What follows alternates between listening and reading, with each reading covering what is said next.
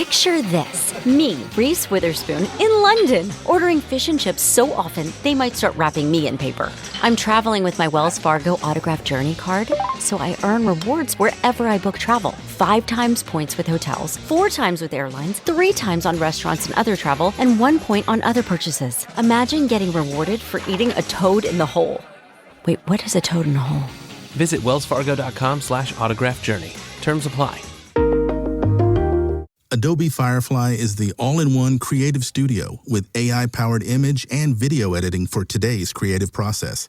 Built for creators of every kind, Firefly helps you generate, edit, and experiment fast. Because the asks aren't getting smaller, the budgets aren't getting bigger, and the timelines, oh yeah, still tight. With all the best creative AI models in one place, Firefly brings your ideas to life. Unlock a better way to make with Adobe Firefly. Suffering from dry, tired, irritated eyes? Don't let dry eyes win. Use Systane Pro. It hydrates, restores, and protects dry eyes for up to 12 hours. Systane Pro. Triple action dry eye relief. I'm JJ Virgin, PhD dropout, sorry mom, turned 4-time New York Times bestselling author. Yes, I'm a certified nutrition specialist, fitness Hall of Famer, and I speak at health conferences and trainings around the globe. But I'm driven by my insatiable curiosity and love of science to keep asking questions, digging for answers, and sharing the information I uncover with as many people as I can. And that's why I created the Well Beyond 40 podcast, to synthesize and simplify the science of health into actionable strategies to help you thrive. In each episode, we'll talk about what's working in the world of wellness, from personalized nutrition and healing your metabolism to healthy aging and prescriptive fitness. Join me on the journey to better health so you can love how you look and feel right now and have the energy to play full out at 100. If you've been struggling with your hormones, what if I told you that you could get rid of your hot flashes? You could have more energy. You could reduce pain and inflammation by simply adding a couple ounces of specific foods into your diet. Would that be a heck yeah? I would hope so. And what if I told you that there's actually a quiz you can take to help you identify exactly what you need to do? I know. It sounds too good to be true, but it's not. And my guest today, who has been on the show a number of times because he's so awesome, Dr. Alan Christianson, has done just this with his Hormone Healing Cookbook. And he also has his food hormone quiz, which I'll tell you how to get for free. Let me tell you a little bit about him first. And then this episode, I got to tell you, is fire. We talk about these specific types of foods, what you can do, how easy they are to add in, some recipes. One, I was like, what? You'll know why I questioned it. Anyway, let me tell you about Alan. Dr. C is a naturopathic endocrinologist who focuses on thyroid disease. He's the New York Times bestselling author who's written the Metabolism Reset Diet and the Thyroid Reset Diet. And he is the founding president of the Endocrine Association of Naturopathic Physicians. He's literally trained thousands of physicians worldwide in natural thyroid care. He has frequently appeared on national TV shows like Dr. Oz, The Doctors, The Today Show, and CNN, and then in print like Shape, Women's World, Natural Health.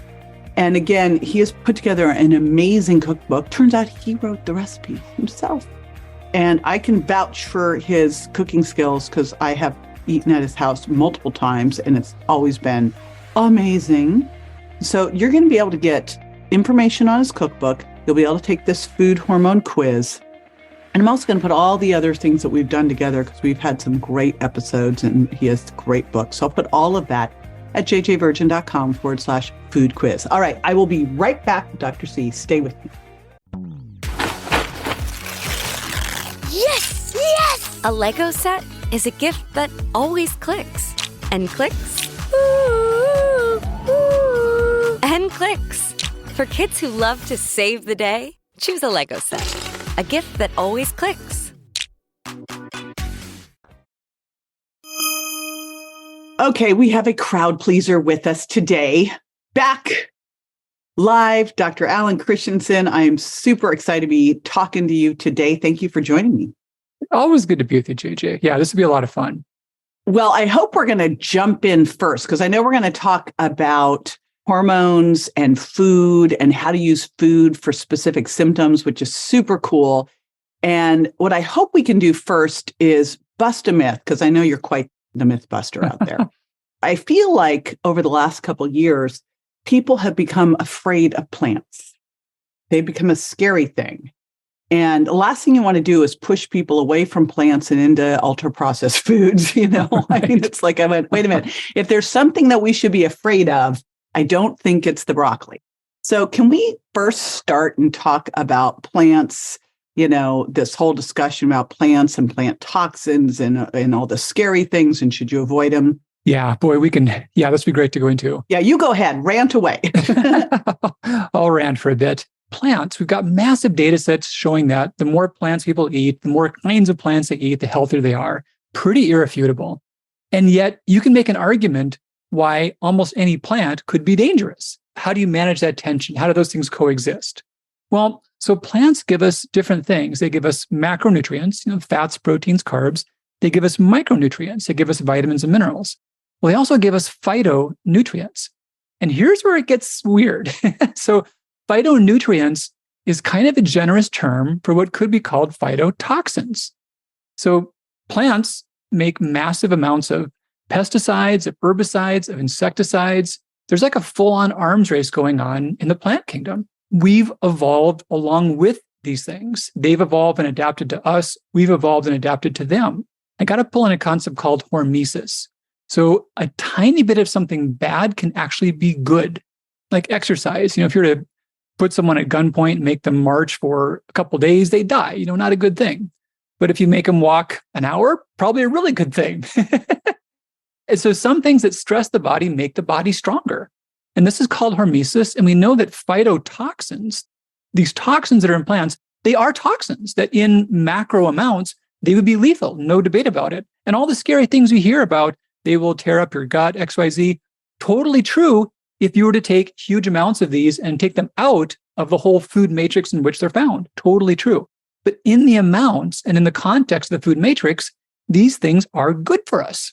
It does feel like over the last couple of years, people are like, should I be eating these things anymore? And then I did a podcast with our buddy, Dr. Jeff Bland, and he is, very gung-ho on Himalayan tartary buckwheat. And it's got all these amazing properties. But the reason it has the amazing properties is because it is grown in the harshest environment, right? And guess what it created because of that? It gets tough. Yeah. Yeah, it gets tough. So it has all these properties that can help us. So classic examples. So buckwheat products, they're rich in various types of bioflavonoids. Rutin is a classic example of that. And bioflavonoids, well, they're insecticides. They kill small insects. But in our bodies, they encourage the growth of connective tissues. Almost like think about like how sand irritates an oyster and it grows a pearl. So things that are found in plants are tiny micro irritants, and they make our bodies respond in ways that are useful. It's not like they supercharge us. It's that we expect them. It's like our bodies are waiting for them, and we don't really work at our normal capacity in their absence. Well, that's a big statement. So you've written this new book. Do you write a cookbook or do you create a cookbook? I think it's more of a creation. And I'm betting Kieran might have had a hand in it too, your wife. But in doing this, the premise is that food can help your hormones. Yeah. Let's kind of dig into that one. And also, do plants have hormones? Let's unpack that. This is crazy stuff. So hormones, I think most people have a sense that they're important, that they do a lot. I hope so. And that good hormone levels are the difference between feeling great and not functioning very well. So there's having the basic amounts of hormones, but then there's countless ways that our body regulates how they convert, how they circulate, how they absorb across the cells, how they're eliminated. And plants help all of this stuff. One example could be like broccoli. We know that there's glucosinolates in broccoli. Well, that's an herbicide. That's something that in high amounts kills certain types of invasive plants. But in tiny amounts, it's something that our liver registers, and our liver then works harder in ways that makes it better at regulating hormones. So yeah, we ingest plants. Plants actually do have hormones, like you said. And that's part of it. So we simply consume hormones, which changes our total circulating load. But there's also a lot of ways in which their phytonutrients make us better able to do our own managing and juggling and getting things right. Along those lines, then, if plants have hormones, and I think I would think of some of the classic things like yams for progesterone and soy for estrogens. If that's the case, can that be a bad thing? Yeah, that's a super logical question. Let's talk about soy. There's a little more depth in that story. So soy has phytoestrogens. A lot of foods have them, actually. We see that in spinach. We see that in kale. Lots of plants have phytoestrogens. Flax has a fair amount. This is pretty wild, but there's so much wisdom in nature, and there's so much ways in which these things help us with homeostasis. So our body has receptors for estrogen. Back up a step. So think about a hormone as a key, and your body has locks that fit certain keys. And as a generalization, there's sometimes that we want the keys to be used, and sometimes we don't want them to be used. So with estrogen, for example, with aging, there can be a loss of skin elasticity, a loss of collagen growth, a loss of healthy bone density, a loss of repair of brain cells. These are all things that estrogen can help with. But there can also be then problems of proliferation of abnormal breast cells that could lead to cancer or buildup of the endometrial lining. Well, these are actually a different type of estrogen receptor. So there's an alpha and a beta receptor. You could think about that as good or bad, super simple, but not too far from the truth. Soy, as a phytoestrogen, it actually plugs up that bad receptor. So imagine that's a lock that you don't want a key to get into. Well, soy is kind of like wax that goes in there. So the wax doesn't open the lock, but it makes the keys not fit. So it makes the body numb to even other kinds of bad estrogens. If there's too much estrogen from the body itself, or if there's synthetic estrogens from contraceptives or from plastic compounds. So the phytoestrogens in soy block those things and prevent them from doing anything. Now, over on the good side, the collagen, the skin, the bones, the brains, so soy helps keep that one more open. So to say it's an estrogen, kind of, sort of, we call it a selective estrogen response modifier. So it helps it in the ways you would want, and it blocks it in the ways that you don't. So yeah, it's pretty amazing. Talk about nature being smart. Let's list out a couple more of them, because I know, flax happens to be my favorite. Chickpeas too, right? Those are great. Figs are ones that I used a lot in the book. They've got this compound called 7-methoxycoumarin. And this is an estrogen response modulator as well. It's one that we don't hear about as much.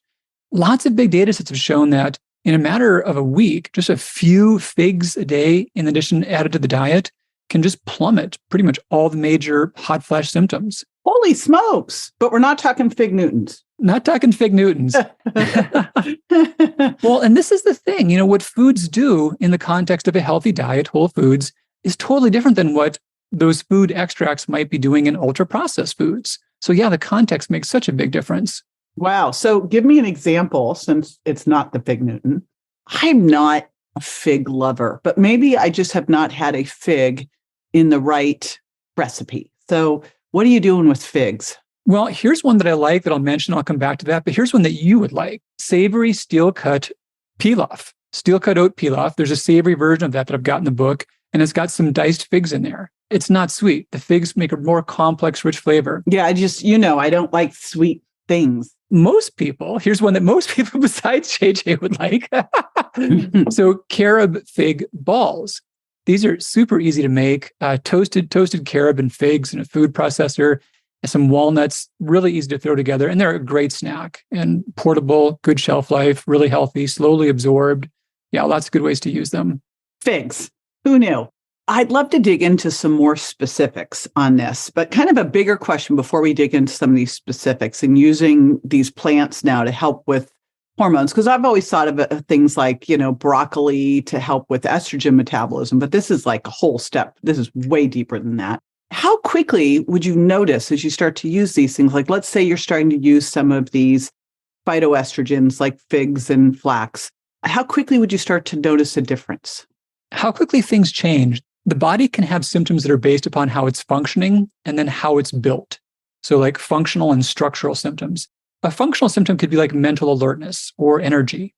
And a structural symptom could be like how healthy your hair is or your skin is. Now, the functional symptoms, there's actually papers on this. In the case of rosemary, I've got a chapter talking about helping brain function, reversing brain fog. And there's data showing that rosemary's effects are pretty much instantaneous. It's not even ingesting it, it's just tasting it and inhaling it you can have measurable effects pretty much at the point of usage for mental function. Really? So you just have to snort some rosemary. I love rosemary. So it is my favorite of all herbs. And we always seem to run out. I don't know what happened. Tim's like, we have one entire spice drawer that is just rosemary. He's like, you need to calm down. But I think it's fabulous. So now you just gave me a reason to use more of it. A cool trick is whenever you get the fresh stuff, just throw whatever you're not using in the freezer and you can pull that out and use that whenever. Now, okay, so that's another question because, I'm a lazy chef. And so we have all dried, it's organic, but all dried rosemary. Is that okay? Or is the fresh that much better or does it not matter? As far as the health effects, there's no clear difference whatsoever. Yay! To be clear, I didn't pay him to say that. Okay. No differences. You use different quantities based upon recipes. And some real intense gourmands may suggest there's little taste differences. But yeah, the dried stuff works just fine. Okay, that's very exciting. We talked some phytoestrogens. Let's dig into some other ones. Make me happy. Do some more things like rosemary. Yeah. So a cool thing, energy levels. A lot of folks get too tired for various reasons. And one of my favorites here are beets. Beets are a really cool food. They're related to nitric oxide metabolism. And this is how our body uses energy. You push exercise so much too. And a lot of things that help athletes can actually help anyone make more energy, even if they're not, trying to run, just functioning, getting through life. We do that better if we can have more energy. So yeah, beets have been shown to raise our aerobic capacity almost by 30%. What? Within a week. Wow.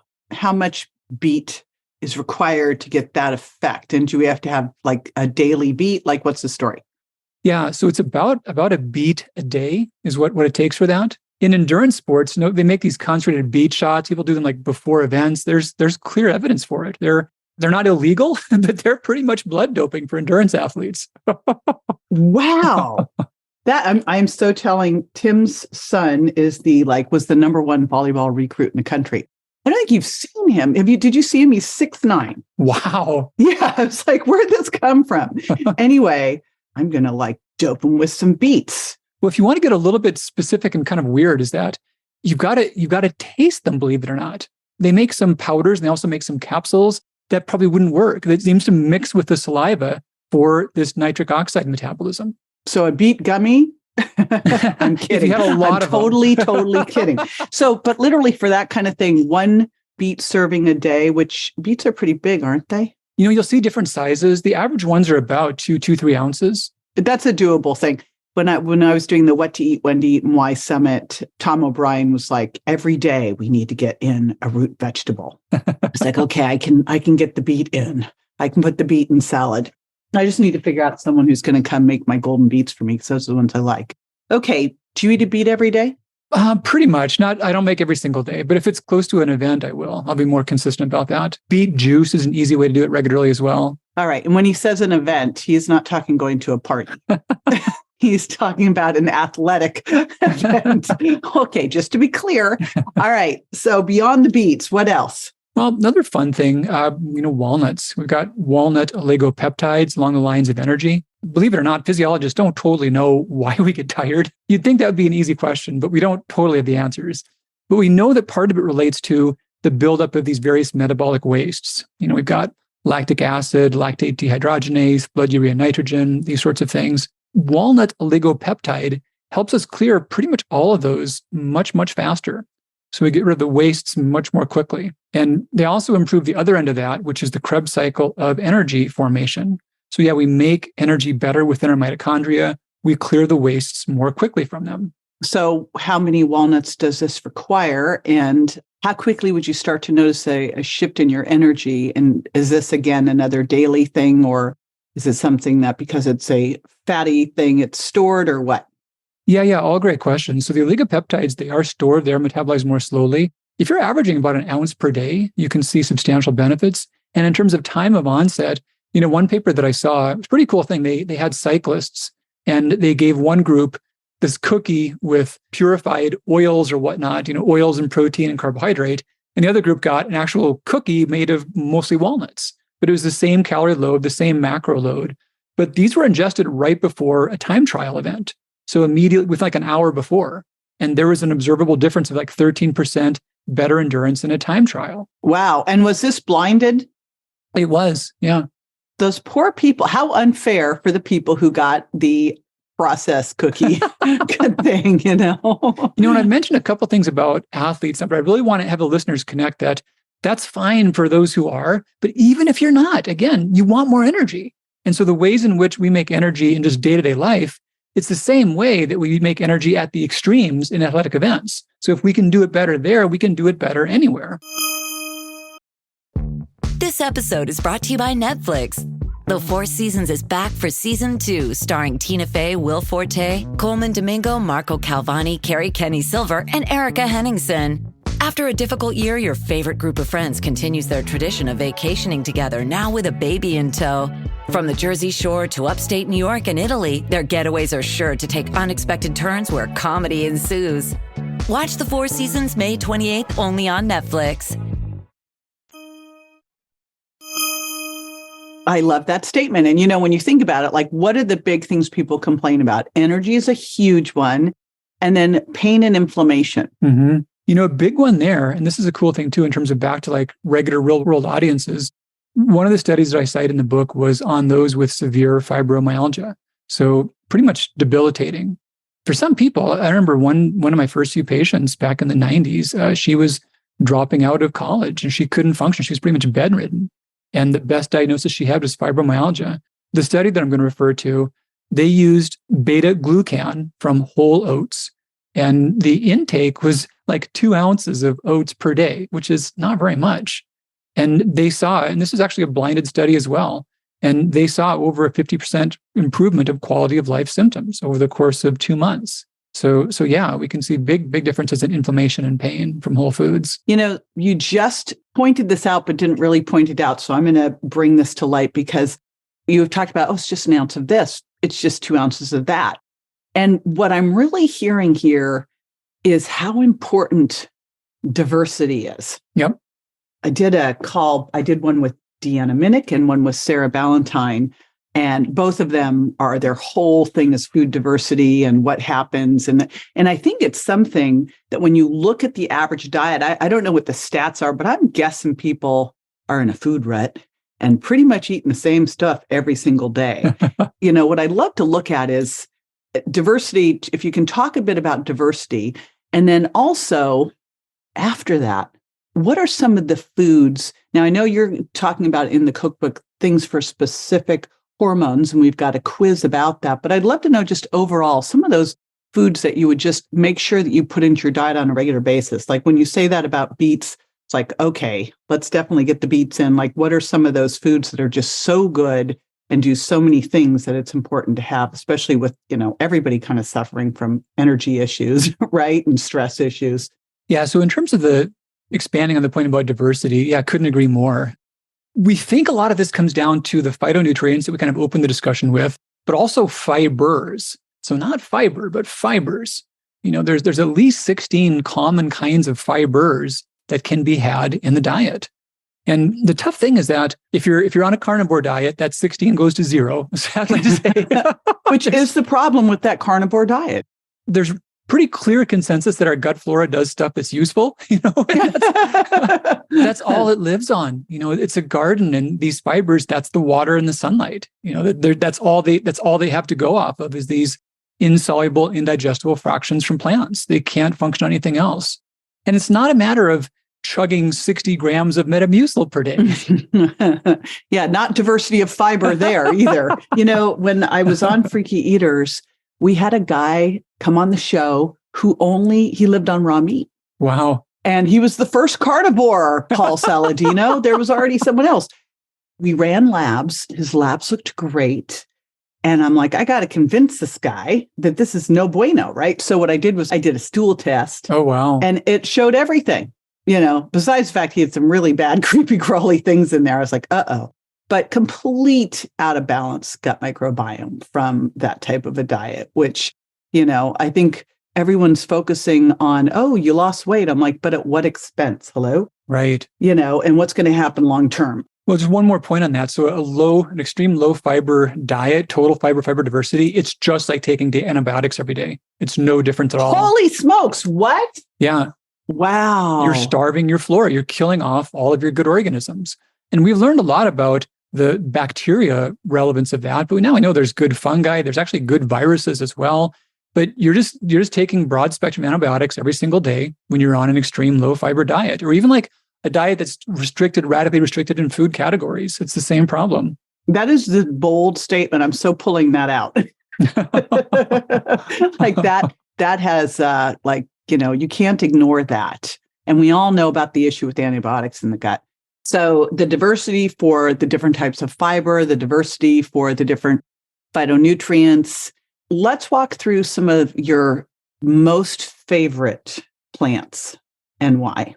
Well, up there on the list, I mentioned oats already as one of them, but I would put onions way up there too. They're pretty humble, pretty common things. But if we add to our regular intake of things from that family, it's powerful. There's actually a double-blind placebo-controlled study, believe it or not, done in Japan. They took some onion extracts and powdered them and had some people take the extract, some take a placebo. And they showed that if you're averaging, really, it was only, I'm trying to get the exact numbers. Yeah, it was actually 2 grams of an onion extract, which is the equivalency of about like 20 grams of onion, which is not hard to do.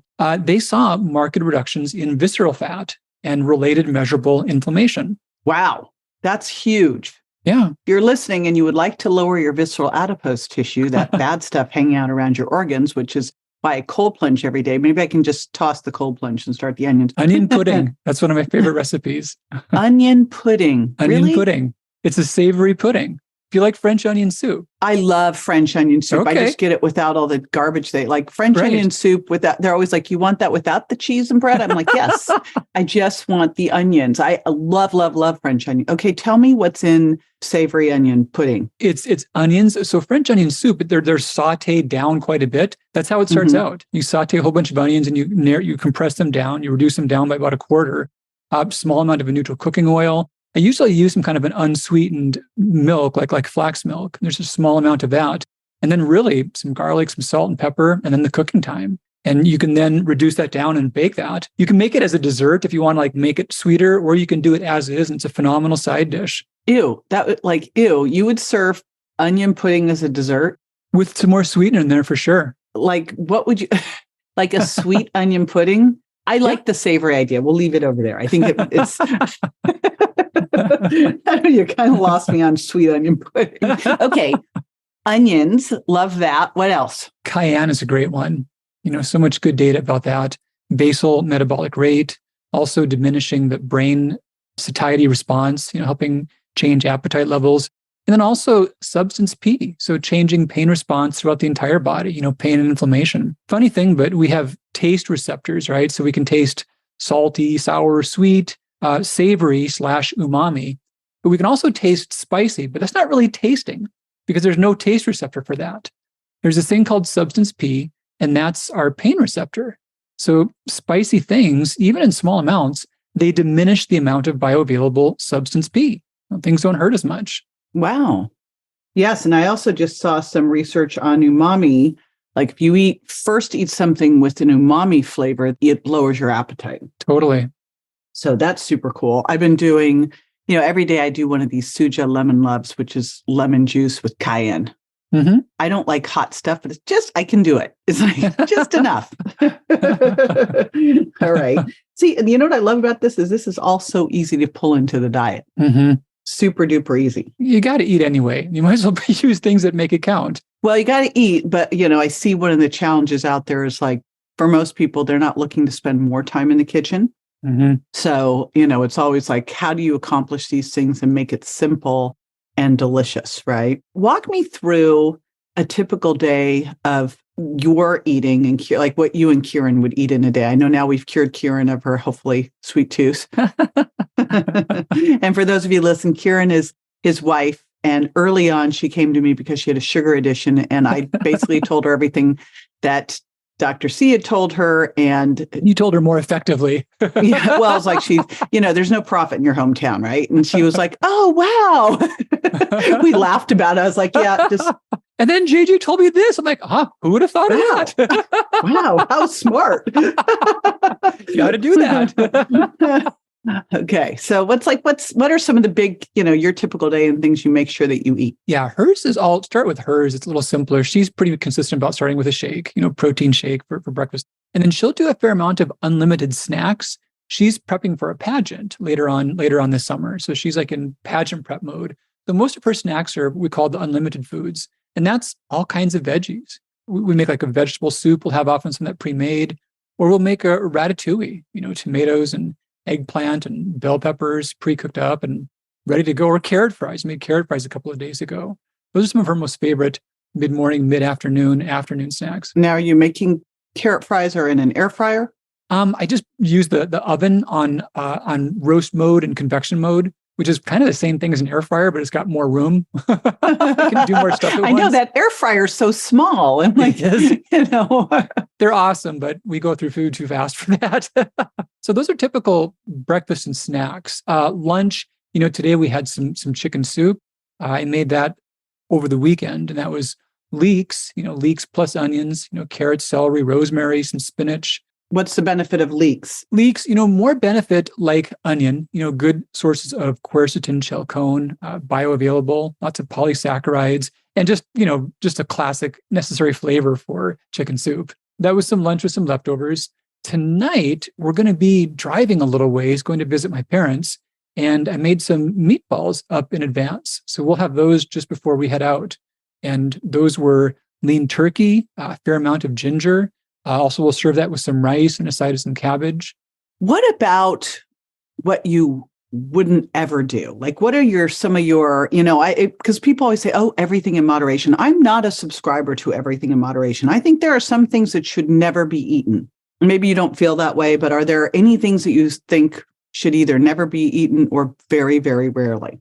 Well, I guess if it's life or death, if it's like survival. Yeah, I'm not talking life or death. You're out in the tundra, maybe that could happen with you in Minnesota, but, No, I'm with you. And as I mentioned that, the mindset I think changes to where over time, you really pair what you eat with how you're going to feel and how it's going to affect you. And you get to where it's not a reward to do things aren't going to make you feel good. That's not a treat, I would hope that you've gotten to that point in life where you go, if I do this, I'm going to feel like crap. I'm going to feel like crap. It's going to take days to get over. Maybe not, Yeah. I'd probably put fries on the top, somewhere on the top of that, fried food, French fries, especially. I don't know. I guess I worked in a restaurant too during high school, and just being around areas where there's the fryer going off, the smell, the oil in the air, that just grosses me out. All those oxidized hydrogenated oils. Yeah, that's nasty stuff. Okay, no fries, but all you have to do is put it in your convection oven. Oh, totally. Yeah, those are great. Yeah. I love making baked fries at home. I have those a lot.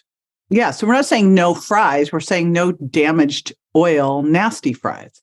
Well, and that's just it, is that there's just a world of difference between whole foods and processed foods and just how they affect you. Even like, for example, the word sugar can be radioactive. I talked about figs a few days ago, about, a couple of figs and hot flashes. And some people said, well, wait, but don't they have sugar in them? I'm like, well, there's a difference. Yeah, there's sugar to a nutritionist, sugar to a biochemist. Mm-hmm. Sugar to a biochemist is pretty much everything. Meat has sugar in that sense. You can't escape it.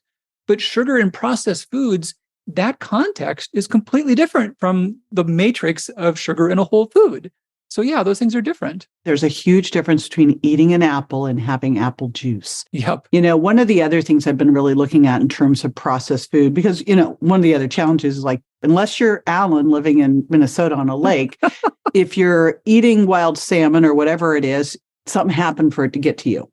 If oatmeal, something happened to those oats for them to get to you. So, we're not saying processed food is bad. We're saying the ultra processed food is bad. And one of the ways I can tell, I think that's a great distinguisher, is if you eat it and you want more, you're full, right? And you're like, bet you can't eat just one. Yeah, right? If you bet you can't eat just one, don't eat it. That's a sure sign. That's a processed food that has been created to bring out your evil twin.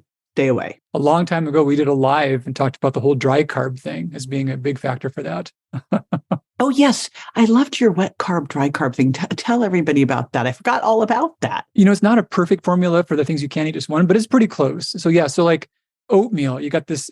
No, you don't wake up in the middle of the night and go make an extra bowl of oatmeal. you just don't do it. But yeah, so carbohydrate, when they have a fair amount of naturally occurring water, fiber, protein, they take time to absorb. There's not this blood sugar spike. There's no brain reward center activation that goes on. But the things that are dry and crunchy are different. They are much more quickly absorbed. So pretty much all the things that are ultra processed snack foods, they're dry and crunchy, and that's part of it. Yeah, they're dry, crunchy, salty. I would never lose it over a piece of cake, but you throw me a bucket of popcorn and I'm down there licking the bottom of it. So, know your things, right? Now, you created a quiz, your food hormone symptom quiz. Like, what does someone find out when they take the quiz? So I made the cookbook to where you can just grab a recipe and have fun, or you can have a specific goal in mind. So you can see which hormone symptoms are most relevant for you at a given point in time. And the quiz will direct you to that. Once you know that, you can then be guided through a couple weeks of a meal plan. Here's the recipes to really focus on those particular hormones. And the thing is, you don't have to get deep into the hormones and the blood levels and this, that, or the other. You know how you feel. And that's valid. And that's enough of a starting point. Well, don't you think most people, that's probably a better indicator anyway, since your hormones are going to change an hour after you took your hormones? There's so many ins and outs about, hormone tests, hormone levels. You're better off just knowing, here's the key symptoms. Here's some safe things you can do in your kitchen to help them in 30 minutes or less. Yay. Yeah. No one's going to say, I got toxic eating in the kitchen there, eating whole foods. That is awesome. And I'm really excited about this cookbook. I am going to put the quiz at jjvirgin.com/food quiz. Very obvious. So you can go take that there. Also put information about your book, The Healing Hormone Cookbook. Now, I want to know, so did you write the recipes? Did Kieran who wrote the recipes and created all this stuff? That was me. That's really? Yeah. Wow. I got an apron and everything. I've spent a lot of time in the kitchen last Really? years. Wow. Well, that's what happens when you move out to Minnesota away from all of us. I guess that was your pandemic hobby. We did a lot of cooking with the pandemic as well. And I just kept on going with it for sure. Wow. That is very, very impressive. I hope you have a picture of you with your apron on. I'll produce one for you in short order. Okay, good. I want that. And then with it, I'm going to put that a low fiber diet is like taking antibiotics every day. That's crazy. All right. This has been fantastic. Again, I'm going to put everything at jjvirgin.com/food quiz. Plus, I'll put all of your books, all of our past episodes, because we've got some really good stuff that everyone can dig into. Fun. And thank you for all of this. And hopefully I'll get to see you soon. I would love that. Yeah. Somewhere, not there because it's still cold there. I don't do cold. It's going to be beautiful very soon, though. Be sure to join me next time for more tools, tips, and techniques you can incorporate into everyday life to ensure you look and feel great, and more importantly, that you're built to last. And check me out on Instagram, Facebook, YouTube, and my website, jjvirgin.com. And make sure to follow my podcast so you don't miss a single episode at subscribetojj.com. See you next time.